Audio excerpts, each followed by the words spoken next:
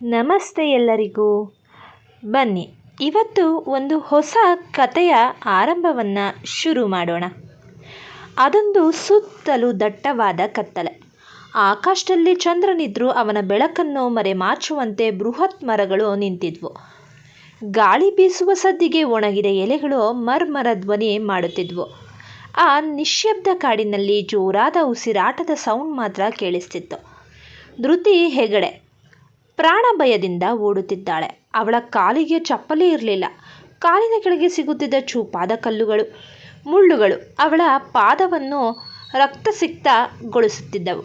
ಆದರೆ ಅವಳಿಗೆ ಆ ನೋವಿಗಿಂತ ಹೆಚ್ಚಾಗಿ ತನ್ನ ಹಿಂದೆ ಬರುತ್ತಿರುವ ಆ ಕರಾಳ ನೆರಳಿನ ಭಯವಿತ್ತು. ಅವಳ ಉಸಿರು ಕಟ್ಟುವಂತಾಗ್ತಿತ್ತು. ಕೈಯಲ್ಲಿದ್ದ ಚೂಡಿದಾರ್ ವೇಲನ್ನು ಗಟ್ಟಿಯಾಗಿ ಹಿಡಿದುಕೊಂಡು ಕಣ್ಣೀರು ಸುರಿಸುತ್ತಾ ಮುಂದೆ ಕಾಣುತ್ತಿದ್ದ ಕತ್ತಲೆಯ ಹಾದಿಯಲ್ಲೇ ಓಡ್ತಿದ್ಲು. ಅವಳ ಹೆಜ್ಜೆಯ ಸದ್ದಿನ ಜೊತೆಗೆ ಭಾರವಾದ ಶೂಗಳ ಸದ್ದು ಅವಳನ್ನು ಬೆನ್ನಟ್ಟುತ್ತಿತ್ತು. ಯಾರೋ ಒಬ್ಬ ಬೃಹತ್ ಆಕಾರದ ವ್ಯಕ್ತಿ, ಕಪ್ಪು ಕೋಟು ಧರಿಸಿದವನು ಅವಳನ್ನೇ ಫಾಲೋ ಮಾಡ್ತಿದ್ದ. ಅವಳು ಎಷ್ಟು ವೇಗವಾಗಿ ಓಡಿದರೂ ಆ ವ್ಯಕ್ತಿ ಅವಳ ಹತ್ತಿರವೇ ಇರುವಂತೆ ಭಾಸವಾಗ್ತಿತ್ತು. ಧೃತಿ ಇನ್ನೂ ಓಡಲಾರದೆ ಒಂದು ಮರದ ಬುಡದಲ್ಲಿ ನಿಂತು ಹಿಂದೆ ತಿರುಗಿ ಜೋರಾಗಿ ಕಿರಿಚಿದಳು. ಪ್ಲೀಸ್, ನನ್ನನ್ನು ಬಿಟ್ಬಿಡು, ನಾನೇನು ತಪ್ಪು ಮಾಡಿಲ್ಲ, ನನ್ನ ಹತ್ರ ಬರಬೇಡ. ಅವಳ ಧ್ವನಿಯಲ್ಲಿ ಬದುಕುವ ಅಪಹಪಿ ಇತ್ತು. ಆದರೆ ಆ ಕಪ್ಪು ಕೋಟಿನ ವ್ಯಕ್ತಿ ನಿಲ್ಲಿಲ್ಲ. ಅವನು ವಿಕೃತಿಯಿಂದ ನಗುತ್ತಾ ಹೆಜ್ಜೆ ಹೆಜ್ಜೆಯಾಗಿ ಅವಳ ಹತ್ತಿರ ಬಂದ. ಅವನ ಮುಖ ಕತ್ತಲೆಯಲ್ಲಿ ಸ್ಪಷ್ಟವಾಗಿ ಕಾಣಿಸ್ತಿರಲಿಲ್ಲ. ಆದರೆ ಅವನ ಕಣ್ಣುಗಳಲ್ಲಿ ಒಂದು ರೀತಿಯ ಕ್ರೌರ್ಯವಿತ್ತು. ಅವನು ತನ್ನ ಬಲವಾದ ಕೈಯನ್ನು ನೀಡಿ ಅವಳ ಮುಖದ ಹತ್ತಿರ ತರುತ್ತಾ ಕಟುವಾದ ಧ್ವನಿಯಲ್ಲಿ ಹೇಳಿದ, ನಿನ್ನನ್ನು ಬಿಡುವ ಮಾತೇ ಇಲ್ಲ ಧೃತಿ, ನೀನು ನನ್ನವಳೆ, ನಿನ್ನನ್ನು ನಾನು ಬಿಡಲ್ಲ. ಅವನು ಧೃತಿಯ ಕೈಯನ್ನು ಗಟ್ಟಿಯಾಗಿ ಹಿಡಿಯಲು ಹೋದ ತಕ್ಷಣ, ಅಮ್ಮ! ಧೃತಿ ಜೋರಾಗಿ ಕಿರುಚುತ್ತಾ ಹಾಸಿಗೆಯಿಂದ ತಟ್ಟನೆ ಎದ್ದು ಕುಳಿತುಕೊಂಡಳು. ಅವಳ ಇಡೀ ಮುಖ ಬೆವರಿನಿಂದ ತೊಯ್ದು ಹೋಗಿತ್ತು. ಹೃದಯ ಬಡಿತ ಜೋರಾಗಿ ಕೇಳಿಸಿತ್ತು. ಲಬ್ ಡಬ್ ಲಬ್ ಡಬ್ ಲಬ್ ಡಬ್ ಅಂತ. ಅವಳು ಜೋರಾಗಿ ಉಸಿರಾಡುತ್ತಾ ಸುತ್ತಲೂ ನೋಡಿದಳು. ಅದು ಕಾಡಲ್ಲ, ಅವಳ ಸಣ್ಣ ಬೆಡ್ರೂಮ್. ಕಿಟಕಿಯಿಂದ ಸೂರ್ಯನ ಬೆಳಕು ರೂಮ್ ಒಳಗೆ ಬರ್ತಿತ್ತು. ಅವಳು ತನ್ನ ತಲೆಯನ್ನು ಎರಡೂ ಕೈಗಳಿಂದ ಚಚ್ಚಿಕೊಳ್ಳುತ್ತಾ, ಅಯ್ಯೋ, ಮತ್ತೆ ಅದೇ ಕನಸು. ಯಾಕೆ ಈ ಕನಸು ಪದೇ ಪದೇ ಬಂದು ನನ್ನ ಬೆನ್ನು ಬಿದ್ದಿದೆ? ಆ ಕಪ್ಪು ಕೋಟಿನ ಮನುಷ್ಯ ಯಾರು ಎಂದು ತನಗೇ ತಾನೇ ಗೊಣಗಿಕೊಂಡಳು. ಬೆವರನ್ನು ಒರೆಸಿಕೊಳ್ಳುತ್ತಾ ಪಕ್ಕದಲ್ಲಿದ್ದ ಟೇಬಲ್ನ ಮೇಲಿನ ಗಡಿಯಾರವನ್ನು ನೋಡಿದವಳೆ. ಧೃತಿಯ ಕಣ್ಣುಗಳು ಅರಳಿದವು. ಸಮಯ ಬೆಳಗ್ಗೆ 9 ಗಂಟೆ. ಹೇ ಭಗವಂತ, 9 ಗಂಟೆ ಆಗೋಗಿದೆಯಾ? ಧೃತಿ ಗಾಬರಿಯಿಂದ ಹಾಸಿಗೆಯಿಂದ ಜಿಗಿದಳು. 10 ಗಂಟೆ. ವರ್ಧನ್ ಇಂಟರ್ನ್ಯಾಷನಲ್ ಕಂಪನಿಯಲ್ಲಿ ಇಂಟರ್ವ್ಯೂ ಇದೆ. ಇಷ್ಟೊಂದು ಲೇಟಾಗಿ ಎದ್ದೆನಾ? ಭವ್ಯ ಅಲ್ಲಿ ಬಸ್ ಸ್ಟ್ಯಾಂಡ್ನಲ್ಲಿ ಕಾಯ್ತಿರ್ತಾಳೆ. ಇವತ್ತು ಅವಳ ಕೈಯಲ್ಲಿ ನನಗೆ ಪೂಜೆ ಗ್ಯಾರಂಟಿ ಎಂದು ತಳಮಳಿಸುತ್ತಾ ಬಾತ್ರೂಮ್ ಕಡೆಗೆ ಓಡಿದಳು. ಧೃತಿ, ಲಡ್ಡು ಎಲ್ಲಿದೆಯಾ? ಬಾರೇ, ತಿಂಡಿ ರೆಡಿಯಾಗಿದೆ ಎಂದು ಕಿಚನ್ನಿಂದ ಅವಳ ತಾಯಿ ಸುಮಾ ಕೂಗಿದರು. ಅಮ್ಮ, ನನಗೆ ತಿಂಡಿ ಬೇಡ, ಏನೂ ಬೇಡ, ಟೈಮ್ ಆಯಿತು, ನಾನು ಓಡಬೇಕು ಎನ್ನುತ್ತಾ ಧೃತಿ 5 ನಿಮಿಷದಲ್ಲಿ ಸ್ನಾನ ಮುಗಿಸಿ ತನಗೊಪ್ಪುವ ಒಂದು ಸಿಂಪಲ್ ಫಾರ್ಮಲ್ ಚೂಡಿದಾರ್ ಧರಿಸಿ ತಲೆಗೂದಲನ್ನು ಸರಿಯಾಗಿ ಬಾಚದೆ ಕ್ಲಿಪ್ ಹಾಕಿ ತನ್ನ ಸರ್ಟಿಫಿಕೇಟ್ಸ್ ಇದ್ದ ಫೈಲನ್ನು ಕೈಗೆತ್ತಿಕೊಂಡಳು. ಏನೇ ಇದು, ಇಷ್ಟೊಂದು ದೊಡ್ಡ ಕಂಪನಿಗೆ ಕೆಲಸಕ್ಕೆ ಹೋಗ್ತಿದ್ದೀಯಾ? ಸ್ವಲ್ಪ ನಿಧಾನವಾಗಿ ಹೋಗಬಾರ್ದೆ? ಖಾಲಿ ಹೊಟ್ಟೆಯಲ್ಲಿ ಹೋಗಬೇಡ, ಈ ಲಡ್ಡು ತಿಂದು ಹೋಗು ಎಂದು ಸುಮಾ ಒಂದು ಪ್ಲೇಟ್ ಹಿಡಿದು ತಂದರು. ಧೃತಿ ಅದರಲ್ಲಿ ಒಂದು ಲಡ್ಡುವನ್ನು ಬಾಯಿಗೆ ತುರಿದುಕೊಂಡು ಬರ್ತೀನಿ ಅಮ್ಮ ಎಂದು ಹೇಳಿ ಮನೆಯಿಂದ ಹೊರಗೆ ಓಡಿದಳು. ಅವಳು ಮೇನ್ ರೋಡ್ಗೆ ಬಂದು ಆಟೋ ಹಿಡಿದು ಮೆಜೆಸ್ಟಿಕ್ ಬಸ್ ಸ್ಟ್ಯಾಂಡ್ ತಲುಪುವಾಗ ಸಮಯ 9:20 ಆಗಿತ್ತು. ಆಟೋದಿಂದ ಇಳಿಯುತ್ತಿದ್ದಂತೆ ದೂರದಲ್ಲಿ ಕಪ್ಪು ಸನ್ಗ್ಲಾಸ್ ಹಾಕಿಕೊಂಡು ಕೈಯಲ್ಲಿ ಗಡಿಯಾರ ನೋಡುತ್ತಾ ಟ್ಯಾಪ್ ಮಾಡುತ್ತಿದ್ದ ಭವ್ಯ ಕಂಡಳು. ಭವ್ಯಳ ಮುಖದಲ್ಲಿ ಸಿಟ್ಟು ನೆತ್ತಿಗೇರಿತ್ತು. ಧೃತಿ ಹೆಗಡೆ. ಭವ್ಯ ಜೋರಾಗಿ ಕೂಗಿದಳು, ನಿನಗೆ ಅಲ್ಪ ಸ್ವಲ್ಪ ಆದರೂ ಜವಾಬ್ದಾರಿ ಇದೆಯಾ? ಕಾಲೇಜ್ನಲ್ಲೂ ಲೇಟು, ಈಗ ಲೈಫ್ನಲ್ಲೇ ಅತಿ ದೊಡ್ಡ ಇಂಟರ್ವ್ಯೂ ಇಟ್ಕೊಂಡು ಲೇಟಾ? ವರ್ಧನ್ ಗ್ರೂಪ್ ಆಫ್ ಕಂಪನೀಸ್ ಅಂದರೆ ಏನು ಅಂದ್ಕೊಂಡಿದ್ದೀಯಾ? ಅಲ್ಲಿ 1 ನಿಮಿಷ ಲೇಟ್ ಆದರೂ ಗೇಟ್ ಒಳಗಡೆ ಬಿಡಲ್ಲ.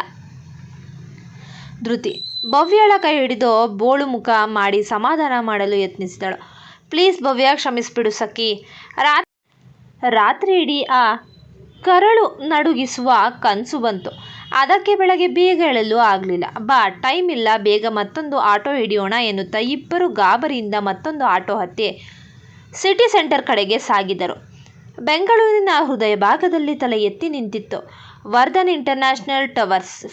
50 ಮಹಡಿಗಳ ಆ ಬೃಹತ್ ಗಾಜಿನ ಕಟ್ಟಡ ಇಡೀ ನಗರಕ್ಕೆ ಒಂದು ಹೆಮ್ಮೆಯ ಸಂಕೇತವಾಗಿತ್ತು. ಆ ಬಿಲ್ಡಿಂಗ್ನ ಎದುರು ಆಟೋ ಬಂದು ನಿಂತಾಗ ಸಮಯ 9:52 ಆಗಿತ್ತು. ಇಂಟರ್ವ್ಯೂಗೆ ಕೇವಲ 8 ನಿಮಿಷ ಬಾಕಿ ಇತ್ತು. ಧೃತಿ, ಬೇಗ ನಡಿ. ಭವ್ಯ ಓಡಲು ಶುರು ಮಾಡಿದ್ಲು. ಧೃತಿ ಕೂಡ ತನ್ನ ಫೈಲ್ ಅನ್ನು ಎದೆಗೆ ಗಟ್ಟಿಯಾಗಿ ಅಪ್ಪಿಕೊಂಡು ಬಿಲ್ಡಿಂಗ್ನ ಮುಖ್ಯ ದ್ವಾರದ ಕಡೆಗೆ ಧಾವಿಸಿದಳು. ಅದೇ ಸಮಯದಲ್ಲಿ ಒಂದು ಹೊಸ ಕಪ್ಪು ಬಣ್ಣದ ಐಷಾರಾಮಿ ರೋಲ್ಸ್ ರಾಯ್ ಕಾರು ಬಂದು ಕಂಪನಿಯ ಪೋರ್ಟಿಕೋದಲ್ಲಿ ನಿಂತಿತ್ತು. ಕಾರ್ ಡೋರ್ ಓಪನ್ ಆಗುತ್ತಿದ್ದಂತೆ ಮೊದಲು ನೆಲದ ಮೇಲೆ ಬಿದ್ದಿದ್ದು ಹೊಳೆಯುವ ಕಪ್ಪು ಬಣ್ಣದ ಬ್ರ್ಯಾಂಡೆಡ್ ಲೆದರ್ ಶೂಗಳು. ಕಾರಿನಿಂದ ಇಳಿದ ವ್ಯಕ್ತಿಯೇ ಶೌರ್ಯವರ್ಧನ್.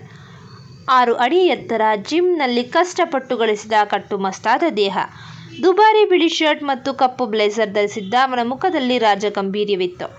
ಅವನ ಕಣ್ಣುಗಳಲ್ಲಿ ತೀಕ್ಷ್ಣತೆ ಮತ್ತು ತುಟಿಯ ಅಂಚಿನಲ್ಲಿ ಒಂದು ಅಹಂಕಾರದ ಗೆರೆ ಸದಾ ಇರ್ತಿತ್ತು. ಅವನು ಕಾರಿನಿಂದ ಇಳಿಯುತ್ತಿದ್ದಂತೆ 2 ಸೆಕ್ಯೂರಿಟಿ ಗಾರ್ಡ್ಸ್ ಮತ್ತು ಅವನ ಪರ್ಸನಲ್ ಅಸಿಸ್ಟೆಂಟ್ ಕಿರಣ್ ಫೈಲ್ಸ್ ಹಿಡಿದು ಅವನ ಹಿಂದೆ ಓಡಿದರು. ಶೌರ್ಯ ತನ್ನ ಬ್ಲೂಟೂತ್ ಇಯರ್ಫೋನ್ನಲ್ಲಿ ಇಂಟರ್ನ್ಯಾಷನಲ್ ಕ್ಲೈಂಟ್ಸ್ ಜೊತೆ ಇಂಗ್ಲಿಷ್ನಲ್ಲಿ ಸೀರಿಯಸ್ ಆಗಿ ಮಾತನಾಡ್ತಿದ್ದ. I don't care about this loss. ನನಗೆ ಆ ಡೀಲ್ ಇಂದು ಸಂಜೆಯೊಳಗೆ ಫೈನಲ್ ಆಗಬೇಕು ಅಷ್ಟೆ. ಅವನ ಧ್ವನಿ ಇಡೀ ಆಫೀಸ್ ಆವರಣದಲ್ಲಿ ಪ್ರತಿಧ್ವನಿಸಿತ್ತು. ಅವನ ಎಡಗೈನಲ್ಲಿ ಬಿಸಿ ಬಿಸಿ ಬ್ಲ್ಯಾಕ್ ಕಾಫಿ ದಮ್ ಆಗಿತ್ತು. ಒಳಗಡೆಯಿಂದ ಧೃತಿ ಓಡುತ್ತಾ ಬರುತ್ತಿದ್ದಾಳೆ. ಹೊರಗಡೆಯಿಂದ ಶೌರ್ಯ ತನ್ನ ಗತ್ತಿನಲ್ಲಿ ಒಳಗೆ ಹೆಜ್ಜೆ ಇಡ್ತಿದ್ದಾನೆ.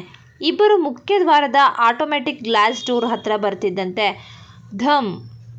ಧೃತಿ ಗಡಿಬಿಡಿಯಲ್ಲಿ ಶೌರ್ಯನಿಗೆ ಜೋರಾಗಿ ಬಲಗಡೆಯಿಂದ ಬಡಿದಳು.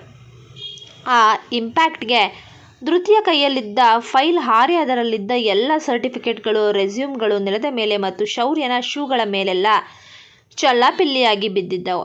ಇದೇ ಸಮಯದಲ್ಲಿ ಶೌರ್ಯನ ಕೈಯಲ್ಲಿದ್ದ ಬಿಸಿ ಬ್ಲ್ಯಾಕ್ ಕಾಫಿ ಅವನ ಬೆಳ್ಳಗಿನ ಬ್ರ್ಯಾಂಡೆಡ್ ಶರ್ಟ್ ಮೇಲೆ ಸಂಪೂರ್ಣವಾಗಿ ಚೆಲ್ಲಿತ್ತು. ಒಂದು ಕ್ಷಣ ಇಡೀ ಆಫೀಸ್ ಲಾಬಿಯಲ್ಲಿ ಸ್ಮಶಾನ ಮೌನ ಆವರಿಸಿತ್ತು. ಅಲ್ಲಿದ್ದ ರಿಸೆಪ್ಷನಿಸ್ಟ್, ಸೆಕ್ಯೂರಿಟಿಗಳು ಮತ್ತು ಕಿರಣ್ ಎಲ್ಲರ ಬಾಯಿ ಬ್ರಹ್ಮಾಂಡದಂತೆ ಓಪನ್ ಆಯಿತು. ಸಿಇಒ ಶೌರ್ಯವರ್ಧನ್ನ ಶರ್ಟ್ ಮೇಲೆ ಕಾಫಿ ಚೆಲ್ಲುವ ಧೈರ್ಯ ಮಾಡಿದ ಆ ಹುಡುಗಿ ಯಾರು ಎಂದು ಎಲ್ಲರೂ ಬೆಚ್ಚಿಬಿದ್ರು. ಶೌರ್ಯ ಜಾಗದಲ್ಲೇ ಸ್ತಬ್ಧನಾಗಿ ನಿಂತಿದ್ದನು. ಅವನ ಬಿಳಿ ಶರ್ಟ್ ಮೇಲೆ ಕಂದು ಬಣ್ಣದ ಕಾಫಿ ಕಲೆ ಎದ್ದು ಕಾಣ್ತಿತ್ತು. ಅವನ ಮುಖ ಕ್ರೋಧದಿಂದ ಕೆಂಪಗಾಯಿತು. ಅವನು ನಿಧಾನವಾಗಿ ತನ್ನ ಕಣ್ಣುಗಳನ್ನು ಎತ್ತಿ ಧೃತಿಯನ್ನು ನೋಡಿದನು. ಆ ಕಣ್ಣುಗಳು ಎಷ್ಟು ತೀಕ್ಷ್ಣವಾಗಿದ್ದವೆಂದರೆ ಸಾಮಾನ್ಯ ಹುಡುಗಿಯಾಗಿದ್ದರೆ ಅಲ್ಲೇ ಹತ್ತು ಬಿಡ್ತಿದ್ಲು. ಧೃತಿಗೂ ಪೆಟ್ಟಾಗಿತ್ತು. ಅವಳು ನೆಲದ ಮೇಲೆ ಬಿದ್ದಿದ್ದ ತನ್ನ ಪೇಪರ್ಗಳನ್ನು ಆಯ್ದುಕೊಳ್ಳಲು ಕೆಳಗೆ ಬಗ್ಗುತ್ತಿದ್ದಾಗ ಶೌರ್ಯನ ಕಟುವಾದ ಧ್ವನಿ ಕೇಳಿಸ್ತು. ಬ್ಲೈಂಡ್? ಕಣ್ಣುಗಳು ಮುಖದ ಮೇಲಿದೆಯೋ ಅಥವಾ ಇನ್ನೆಲ್ಲಾದರೂ ಇಟ್ಟುಕೊಂಡು ಬಂದಿದೆಯಾ? ಶೌರ್ಯನ ಧ್ವನಿಯಲ್ಲಿ ಅಹಂಕಾರ ಮತ್ತು ಕೋಪದ ತೀವ್ರತೆ ಇತ್ತು. ಧೃತಿ ಪೇಪರ್ ಆರಿಸುವುದನ್ನು ನಿಲ್ಲಿಸಿ ಮೇಲೆದ್ದು ನಿಂತಳು. ಅವಳಿಗೆ ತಾನು ಮಾಡಿದ್ದು ತಪ್ಪು ಎಂದು ಗೊತ್ತಿತ್ತು. ಆದರೆ ಅವನ ಆ ಅಸಭ್ಯ ಮಾತು ಅವಳ ಸ್ವಾಭಿಮಾನಕ್ಕೆ ತಗುಲಿತು. ಅವಳು ಹೆದರದೆ ಅವನ ಕಣ್ಣುಗಳನ್ನು ನೇರವಾಗಿ ನೋಡಿ ಹೇಳಿದಳು, ನೋಡಿ ಸರ್, ಬೇಕಂತ ಯಾರೂ ಬಡಿಯಲ್ಲ. ನನಗೂ ಅರ್ಜೆಂಟ್ ಇತ್ತು, ನನಗೂ ಪೆಟ್ಟಾಗಿದೆ. ಅದಕ್ಕೆ ನೀವು ಹೇಗೆ ಅಸಭ್ಯವಾಗಿ ಮಾತನಾಡಬೇಕಾಗಿಲ್ಲ. I am sorry for this coffee. Shaurya ವಿಕಟವಾಗಿ ನಕ್ಕನು. ಅಸಭ್ಯನ? ಓಹೋ ಮಿಸ್, ಯಾರೆಂದು ತಿಳಿಯದ ಮೂರ್ಖಳೇ. ನನ್ನ 1 ನಿಮಿಷದ ಬಿಸ್ನೆಸ್ ಟೈಮ್ ಬೆಲೆ ಏನು ಅಂತ ಗೊತ್ತಾ ನಿನಗೆ? ನಿನ್ನ ಈ ಇಡೀ ಸರ್ಟಿಫಿಕೇಟ್ಗಳನ್ನು ತೂಕ ಮಾಡಿ ಮಾರಿದ್ರು ನೀನು ಹಾಳು ಮಾಡಿದ ನನ್ನ ಈ ಇಟಾಲಿಯನ್ ಶರ್ಟ್ ಬೆಲೆ ಸಿಗಲ್ಲ. Get out of my sight. ಧೃತಿಗೆ ಸಿಟ್ಟು ನೆತ್ತಿಗೇರಿತ್ತು. ಅವಳು ಶೌರ್ಯನ ಶೂಗಳ ಮೇಲಿದ್ದ ತನ್ನ ಮೇನ್ ಡಿಗ್ರಿ ಸರ್ಟಿಫಿಕೇಟ್ ಅನ್ನು ಅವನಿಗೆ ತಾಗುವಂತೆ ಜೋರಾಗಿ ಎಳೆದುಕೊಂಡಳು. ನಂತರ ನೇರವಾಗಿ ಅವನ ಮುಖದ ಹಿಂದೆ ಬೆರಳು ತೋರಿಸಿ ಹೇಳಿದಳು, ನಿಮ್ಮ ಶರ್ಟ್ ದುಬಾರಿಯಾಗಿರ್ಬೋದು ಸರ್, ಆದರೆ ಬೇರೆಯವರ ಶ್ರಮ ಮತ್ತು ಸ್ವಾಭಿಮಾನಕ್ಕೆ ಬೆಲೆ ಕಟ್ಟುವ ಯೋಗ್ಯತೆ ನಿಮಗಿಲ್ಲ ಅನಿಸುತ್ತೆ. ನಿಮ್ಮ ಕಂಪನಿಗೆ ಇಂಟರ್ವ್ಯೂಗೆ ಬಂದಿದ್ದಕ್ಕೆ ನನಗೆ ಬೇಸರವಾಗ್ತಿದೆ. ನನಗೂ ನಿಮ್ಮ ಈ ಅಹಂಕಾರದ ಮುಖ ನೋಡುವ ಆಸೆ ಇಲ್ಲ.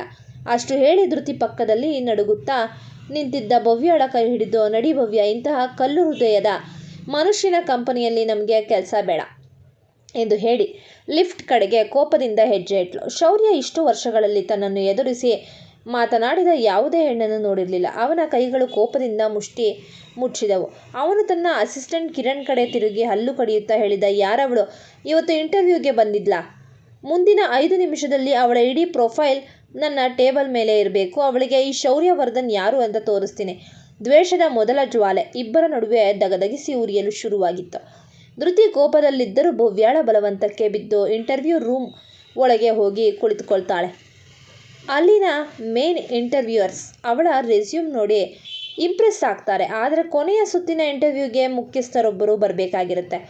ರೂಮ್ನ ಬಾಗಿಲು ತೆರೆಯುತ್ತದೆ. ಒಳಗೆ ಬರುವುದು ಬೇರೆ ಯಾರೂ ಅಲ್ಲ, ಶರ್ಟ್ ಚೇಂಜ್ ಮಾಡಿಕೊಂಡು ಮತ್ತದೇ ಗಂಭೀರ ಮುಖ ಹೊತ್ತು ಬಂದ ಶೌರ್ಯವರ್ಧನ್. ಅವನನ್ನು ನೋಡಿ ಧೃತಿ ದಂಗಾಗ್ತಾಳೆ. ಶೌರ್ಯ ಅವಳನ್ನು ನೋಡಿ ಒಂದು ಕೂಕದ ನಗು ಅವಳ ಫೈಲ್ ಅನ್ನು ಕೈಗೆತ್ತಿಕೊಳ್ಳುತ್ತಾನೆ. ಈ ನಮ್ಮ ನೆಚ್ಚಿನ ಹೊಸ ಕತೆ ನಿಮಗೆ ಇಷ್ಟವಾಗಿದ್ದಲ್ಲಿ ನಮ್ಮ ಚಾನಲ್ಗೆ ದಯಮಾಡಿ ಸಬ್ಸ್ಕ್ರೈಬ್ ಮಾಡಿ ನಮ್ಮ ಕಥೆಯನ್ನು ವೀಕ್ಷಿಸಿ. ನಿಮ್ಮ ಪ್ರೋತ್ಸಾಹ ನಮಗೆ ಸದಾ ಹೀಗೇ ಇರಲಿ. ಧನ್ಯವಾದಗಳು.